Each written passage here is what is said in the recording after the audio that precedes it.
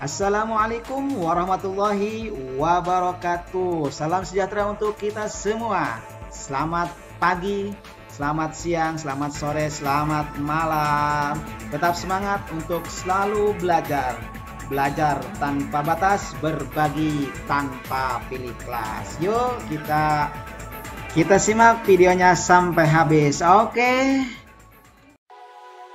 Di pertemuan kali ini kita akan membahas tentang pengumpulan dan penyajian data dalam pembahasan statistik. Masih di KD mengevaluasi kajian statistika dalam masalah kontekstual, menyelesaikan masalah kontekstual yang berkaitan dengan kajian statistik. Yang pertama ada pengumpulan dan penyajian data. Sebelum mempelajari atau mengenal terlebih jauh memahami tentang permasalahan matematik yang menyangkut statistik, diharapkan semua peserta didik secara mandiri atau berkelompok diskusi menggali informasi dan pengalaman belajar terdahulu dari beberapa sumber referensi media. Lo sudah pernah belajar tentang statistik di kelas 9 SMP atau MTS ya.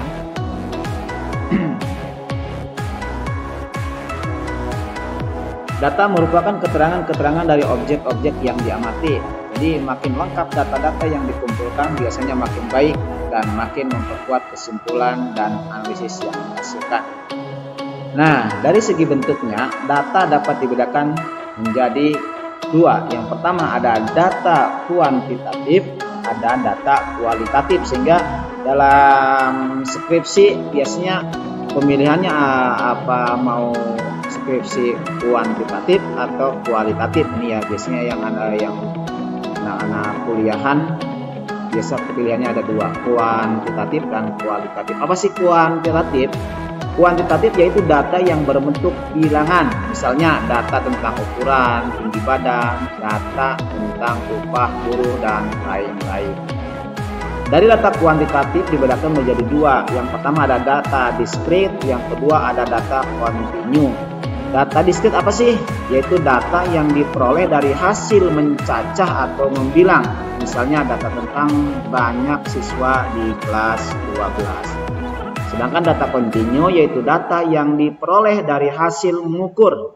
Misalnya data tentang tinggi badan dan berat badan siswa. Itu data kuantitatif.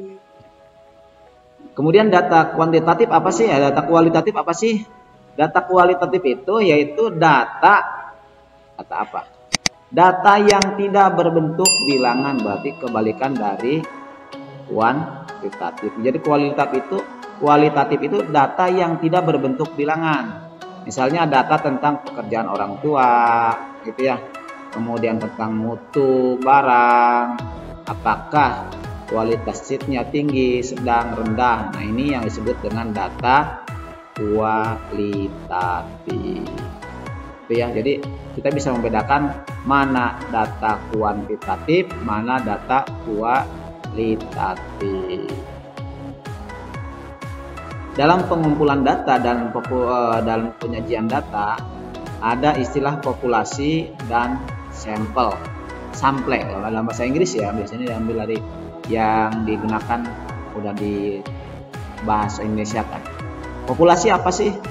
Populasi adalah keseluruhan data yang menjadi objek penelitian. Ya. Jadi populasi itulah keseluruhan data yang menjadi objek penelitian. Sedangkan sampel apa sampel? Sampel adalah sebagian dari populasi. Ya. Contoh, sekarung beras merupakan populasi. Ya. Dan apabila seorang ingin melihat kualitas beras tersebut, maka orang tersebut cukup mengambil segenggam beras.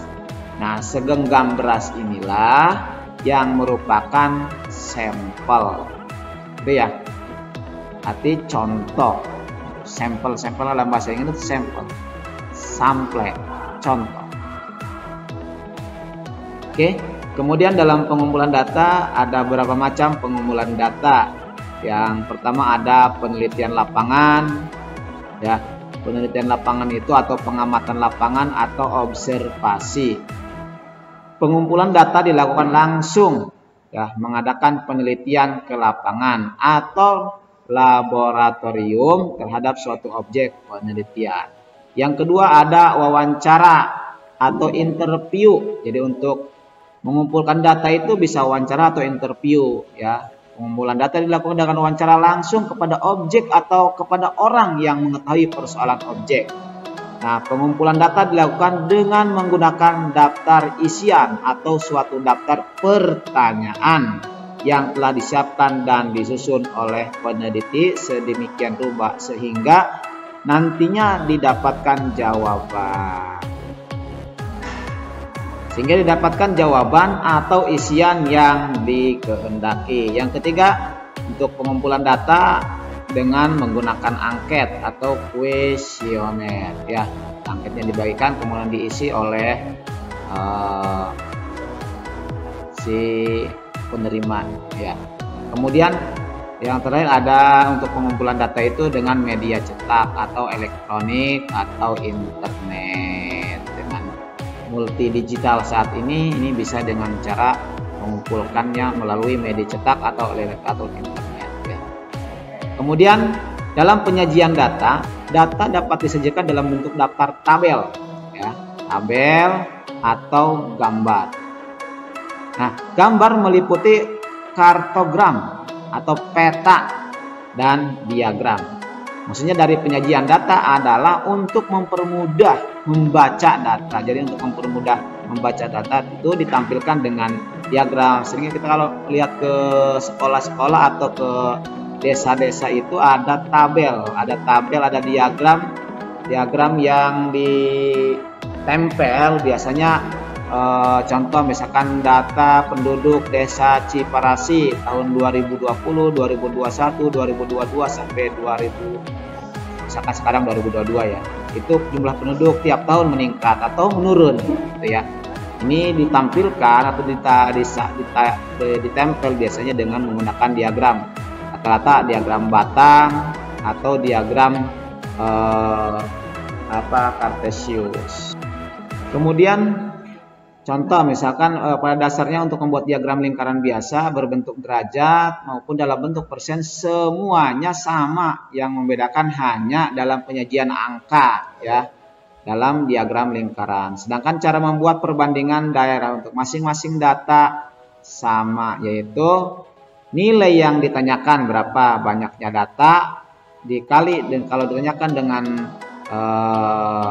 derajat berarti kali 360 derajat, kalau diganti ke persen berarti kali 100%, gitu, ya. Tuh. Kemudian dibagi total data, maka didapatlah berapa derajat, gitu, ya. Nah, contoh misalkan info corona pemerintah Kabupaten Tanah Bumbu tanggal 18 April 2020 jam 6, ya. Waktu Indonesia Timur. WITA apa tuh, ya, waktu Indonesia Tengah apa Timur, ya. Menunjukkan orang dalam pengawasan OPD sebanyak 240 orang, pasien dalam pengawasan PDP sebanyak 8 orang, dan konfirmasi COVID-19 sebanyak 12 orang. Ini sumber dari gugus COVID-19 Tanah Bumbu. Sajian informasi tersebut dalam bentuk Sajikan informasi tersebut dalam bentuk diagram lingkaran. Kajian diagram lingkaran Cinageta. Gimana caranya? Berarti jumlah populasinya yang di keseluruhannya adalah 260, ya. 260. Ya, dari mana 260? Ini dari tadi 240 OPD. Kemudian PDP 8 orang, kemudian ini 12 orang. Berarti 240 tambah 8 tambah 12 sama dengan 260. Gitu, ya. Nah, maka besarnya masing-masing daerah juring adalah Berarti tinggal OPD. OPD itu apa OPD? Nah ini OPD itu orang ya dalam pengawasan. Ya. Ini berarti 240 kali 360 kali ini untuk mencari derajat. Berapa derajat ya? Berapa derajat? Ini rumusan yang tadi ya. 260 dari jumlah keseluruhan. Kemudian OPD 240 berarti OPD itu 332 derajat. 332,31 derajat atau dibulatkan menjadi 332. Kenapa nggak 33? Karena ini tidak melebihi ya komanya sehingga dianggap tetap segitu. Jadi dibulatkan menjadi 332 derajat. Ya. Nah, adapun untuk PPD berarti tadi 8 orang ya. 8 orang kali 360 dibagi 260 atau gini ya.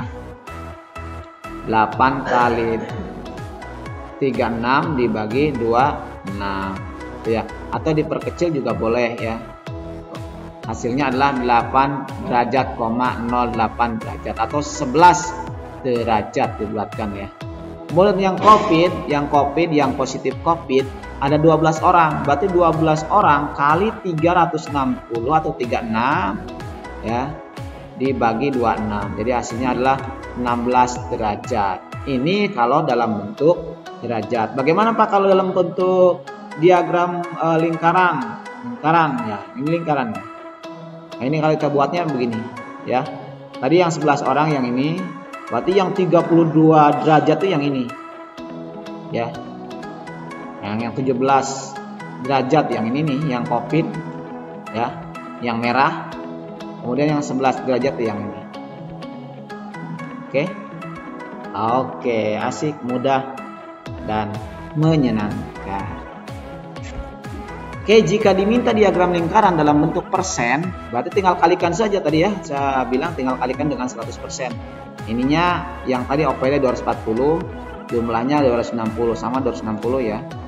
Bagiannya tinggal kalikan dengan 100, berarti untuk OPD 92%, untuk PDP 3%, untuk COVID 5%. Sehingga kalau dalam bentuk lingkaran seperti ini ya. Ini yang 92% yang ini ya, 92. Yang 5% ini yang COVID, yang 3% ini dalam bentuk diagram ya, diagram lingkaran untuk menggunakan persentase ya.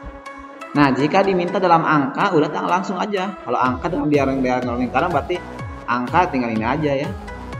Nih 240 derajat 240 orang. Kemudian yang kena PDP itu 8 orang yang ini ya. Kemudian yang COVID itu 12 orang. Ini kalau menggunakan diagram lingkaran. Untuk selanjutnya kita akan lanjut ya di part selanjutnya, yaitu dengan menggunakan diagram batang. Kalau menggunakan diagram batang seperti apa? Oke, sampai jumpa di part 2 untuk statistik. Jangan lupa kalau yang belum paham diulangi lagi, yang belum subrek ya, belum disabrek dulu. Jangan lupa jempolnya likes. Sampai jumpa di pertemuan selanjutnya. Terima kasih.